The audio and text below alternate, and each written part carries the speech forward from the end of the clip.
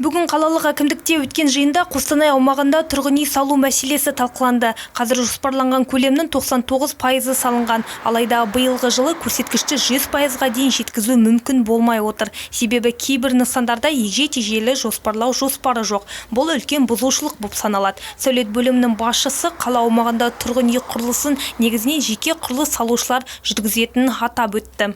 В текущем году под угрозой срыва ввод в эксплуатацию Ағымдағы жыл жалпы ауданы 60.830 шаршы метр болатын екі ірі тұрғын үй кешені пайдалануға берілмеуі мүмкін. Бұл салынып жатқан 11 қабатты үй. Тұрғын үйді пайдалануға беру үшін құрылыс істері жөніндегі комитеттің жеке ұсынысын орындау үшін құрылыс салушы өз қаражаты есебінен егжей-тегжейлі жобалау жоспарын әзірлеуге мәжбүр болды. 27 қыркүйекте осы жоба бойынша қоғамдық талқылаулар өткізілді. Содан кейін қала құрылысы жобасы мемлекеттік сараптамадан өтуі тиіс. Оның мерзімі 45 жұмыс күнін құрайды.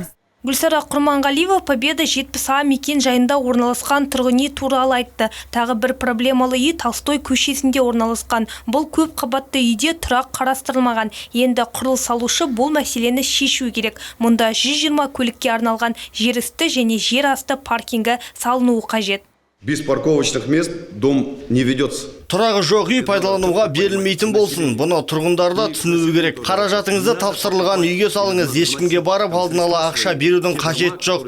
Құрылыс салушылар оны жинап алып, одан кейін не істейді? Кейін тұрғындар тарапынан шағымдар көбейе түседі. Бюджет қаражаты есебінен үйлер салуға келетін болсақ, олар бойынша ешқандай мәселе туындамауы керек. Қостанай қаласының әкімі Марат Жүндібаев әуежай шағын ауданында үйлердің құрылысы толығымен аяқталғанын атап өтті. Жалғыз проблемалы аудан Қонай шағын ауданы. Онда тағы 6 үй салынуы керек.